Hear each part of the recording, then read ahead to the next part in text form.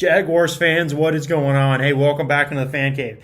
This is going to be an awesome video. It's going to be a big dive into the AFC South as a whole.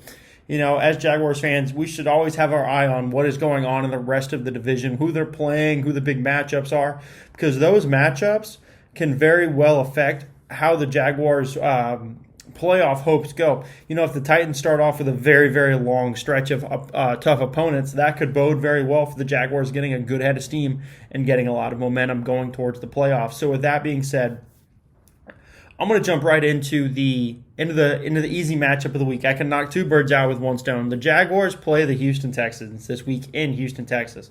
I'm going to start off on the Jaguar side. For the Jaguars to have success, and their big question marks is can the Jaguars slow down Brandon Cooks? The Brandon Cooks issue is going to be the big one because that is their biggest form of offense. You know, the Texans don't have a great offensive line, and they've also had a lot of running back questions coming through the offseason because they've picked up a lot of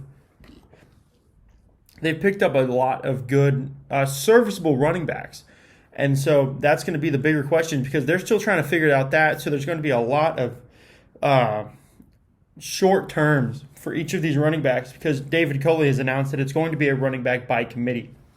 So if the Jaguars can slow down Brandon Cooks in this Jacksonville Jaguar game, they can focus their attack on that run defense, which is shown to be very good in the preseason. They've shown it's one of the best Jaguars run defenses we've had in a very long time. I would even say it's looked better than 2017's in the latter half of the year after the Marcel Darius trade.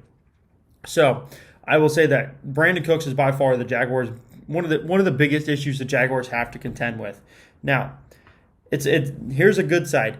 This will be the first game that the Jaguars starting five offensive linemen will be playing this year in front of Trevor Lawrence. They played all of last year behind Minshew, Luton, and Glennon, and they played against in front of those three not good quarterbacks. This will be their first time playing against a quality quarterback or in front of a quality quarterback. So I'm hoping to see a lot of cohesion, a lot of unity, and then play well protecting Trevor Lawrence. On top of that, as well as the offensive side, it's DJ Chark's debut. We have not seen DJ Chark play with Trevor Lawrence to this point. We've seen Jones play with him. We've seen Chenault play with him. We've seen Robinson play with him.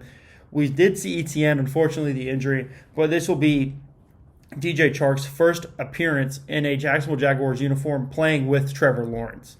You know, we've seen the clips of him at the Clemson training facilities. We've seen the videos of him jumping off the docks with Trevor.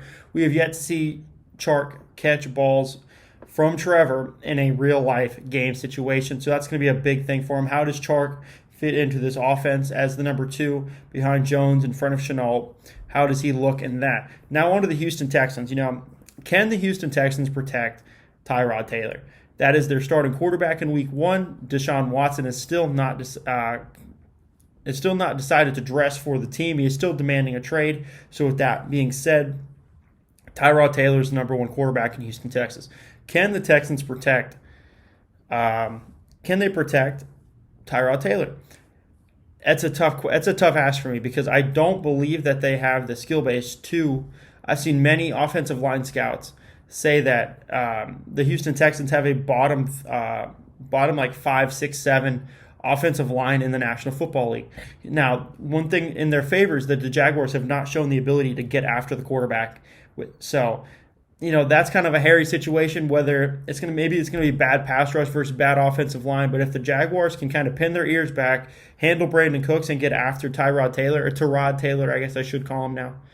It's if Josh Allen, Kayvon Chason can get after after Tyrod Taylor, I believe they're going to have a very good day. But if they can protect, if Laramie Tunsil can take care of Josh Allen, I think it's going to be a good day for him. For that offensive line, I don't believe Tyrod Taylor is going to be harassed very much. I don't think he's going to have a whole lot of issues going on.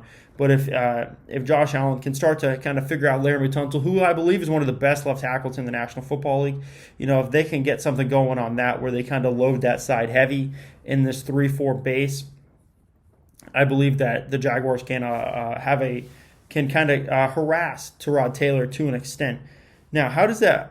How did the running back position room? I mentioned the fact that David Culley, the Houston Texans head coach, has come out and said they're going to go by a running back by committee approach in week 1. Now, Mark Ingram, Phillip Lindsay, David Johnson, and Rex Burkhead are all on this Houston Texans squad. They are all going to be dressed in Houston, Texas. So who is the running back that we can expect to be taking the bulk of the snaps? That's a very good question, because no one knows. With that running back by committee, it's going to be a lot of shared snaps. It's going to be a lot of 8 to 10 on the high end for any of the 4 running backs. I expect maybe Ingram or Lindsey to get the bulk of the work. Now, that being said, like I said, the running back, the run defense for the Jacksonville Jaguars is going to be the big question mark here. If they can slow that down, they can harass Tyrod Taylor, because they're going to force them to throw the ball. And the Jaguars secondary looks good. Their Houston Texans receiving corps doesn't look that great, because their number 2 is Chris Conley, and as all Jaguars fans know, Chris Conley's not much without a very good quarterback. So that being said, I have the Jaguars winning this game. Hopefully they do. 9 out of 10 NFL experts expect the Jacksonville Jaguars to win this game, so I'm going to roll with that. That's what I'm going to base this off of. Even if they had 9 out of 10 Texans winning, at the end of the day, this is previewing the AFC South. It's not what I think is going to happen in the end of the games. It's just breaking down the matchups and the big storylines of each team going into that prospective week. So 9 out of 10 experts have the Jacksonville Jaguars winning. Got to go with them. So the Jacksonville Jaguars are going to win this game. The Jaguars go to 1-0. The Houston Texans go to 0-1, taking a game up on them very early in the in this NFL season. So let's roll right onto the Indianapolis Colts. All right, so now we are at Indianapolis versus the Seattle Seahawks. The Colts are at home for this game, so that's going to be a big upside for them. But at the end of the day, how does Carson Wentz look in his debut? That's going to be, in my opinion, the biggest question of this entire game. Jonathan Taylor is coming off of a very, very good end-of-the-season performance, fantasy-wise, and as well as an overall performance in the league. So how does Carson Wentz look behind a hopeful running back, a potentially still nursing that injury in Quentin Nelson, and then also take away T.Y. Hilton? So Michael Pittman is looking to be the number 1 receiver for Indianapolis this week against the Seattle Seahawks. And that overall, that's just a very scary thing to think about if I'm an Indianapolis Colts fan, because you don't have a whole lot of offense to look at. Obviously, you do have one of the best offensive lines in the game, and I'm not trying to say that's a downside at all with the Quentin Nelson thing. Quentin Nelson, by all accounts, is on pace to be healthy week 1. If he's not, that's when the questions start to come out. But he seems to be a tough guy. He's going to hammer it out. So how does Carson Wentz look against Seattle with no T.Y. in a perspective? Jonathan Taylor being a very good running back in this league. I don't know, but let's go straight into Seattle. Seattle, Bobby Wagner is still as good as ever. Can Bobby Wagner minimize Jonathan Taylor? That's the big question here. How does Jonathan Taylor handle that Seattle front 7? Bobby Wagner still leading it. He is still as good as ever. That's a massive question for me. And then, can Xavier Rhodes lock down Tyler Lockett or DK Metcalf? That's another huge question for me, because you take away one of them, sure, you can focus your targets on the other one. If Xavier Rhodes has a good day against DK Metcalf or Tyler Lockett, this can be a game. But in my opinion, if both of them can run free and then Chris Carson can attack up the middle, that's going to be a very dangerous Seattle attack. Now, the Colts did add Kwity Paye. They already have DeForest Buckner. They have Darius Leonard.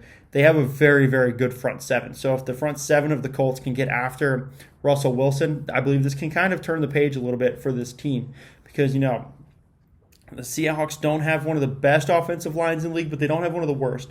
So how well can the Seahawks manage that Colt front 7? And those are the big questions for me from this game. Those are the big highlights of this game for me. Ultimately, 9 out of 10 NFL experts have Seattle winning this game. So, hey, if you're keeping track, that has the Jaguars 1-0, the Indianapolis Colts 0-1, and the Houston Texans 0-1. So let's go ahead straight into Tennessee versus Arizona. All right, guys. So we've got a lot of big question marks, in my opinion. This is one of the biggest question mark games, because this is these are two teams that have a lot of recognizable names that have been added to their rosters, and they have a lot of recognizable names across the NFL. Starting off, how does Julio Jones fit into this Tennessee Titans offense? They already have Derrick Henry. They already have Jonnu Smith. Or, excuse me, not Jonnu Smith. They have A.J. Brown. How does Julio Jones fit into that trio of Tannehill, Brown, and Henry? Can it, will that addition of Julio take targets away and touches away from Henry, slowing down his production? I don't know. That's the biggest question on the Tennessee Titans side for me. And can Derrick Henry repeat his success? Obviously, he's a 2,000-yard rusher now. You can't take that away from him. That's an incredible stat to forever hang his hat on.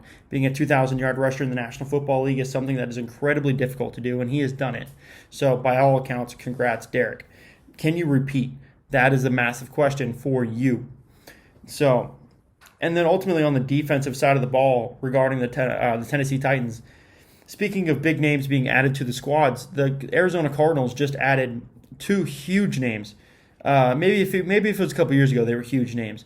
But they recently added A.J. Green and James Conner, both very serviceable players at their respective positions. A.J. Green is a former first-round pick. James Conner is a very, very good running back. In years past for the Pittsburgh Steelers, now comes to Arizona with the departure of Kenyon Drake. How does Conner fit into that offense? And how well is the Tennessee Titans defense able to slow down that quartet of Murray, Hopkins, Green, and Conner? That's a very good quartet. As well as then you can't forget Larry Fitzgerald is still on this team. So that's going to be another awesome thing to look forward to. Now for the Arizona Cardinals, they did lose Patrick Peterson and Dre Kirkpatrick. They did. So the secondary is going to be looking like a different secondary than what you're used to. And that opens up a lot of opportunities for Julio and A.J. Brown to really stretch the field and get after this secondary and attack that latter half of the defense. But adding to a great pass rush that was very close to leading the league in sacks with the absence of Chandler Jones. I believe Chandler Jones only played 4 to 5 games last year. They were still very close to leading the league in sacks. They add J.J. Watt, arguably one of the best pass rushers and defensive line players of this decade, of these past 2 decades, honestly. So you add him to the mix. He's chasing a ring right now with Arizona. How well does he play with that defensive line with Chandler Jones? How well are they able to harass Ryan Tannehill in that backfield? And then how well can Isaiah Simmons and Zaven Collins get after Derrick Henry? Can they slow him down? Because I know they play Isaiah Simmons a lot down in the box. Can they play Zaven Collins as kind of that weird linebacker hybrid, safety hybrid that Isaiah Simmons was from a year prior? How well do those two play, just kind of playing that hybrid role in the run-stuffing game against Derrick Henry, who is just a freight train of a man running through everyone in the National Football League? And like I said, it's James Conner's debut. How well does James Conner play for the Arizona Cardinals? Does he give you that same impact that Kenyon Drake did, that David Johnson did a couple years ago? How well does he play in this Arizona Cardinals squad for this overall team? And unfortunately, 10 out of 10 experts have the Tennessee Titans winning this game. So in the power indexes, they're not going to have the Jacksonville Jaguars as the number 1 team in the AFC South. They're still going to have the Tennessee Titans because they're going to be 1-0. They're going to have beaten the Arizona Cardinals. So it's going to be 1-0 Titans, 1-0 Jaguars, 0-1 Colts, and 0-1 Texans. That is how the NFL experts have this week falling out. And I'm excited for it. I hope all 3 of the Jacksonville Jaguars opponents lose this week, obviously. But with that being said, hey, thank you for watching. If you did enjoy the video, be sure to like, share, and subscribe it, as it helps the channel grow incredibly quickly, and I would appreciate it immensely. And as always, stay safe and go Jaguars.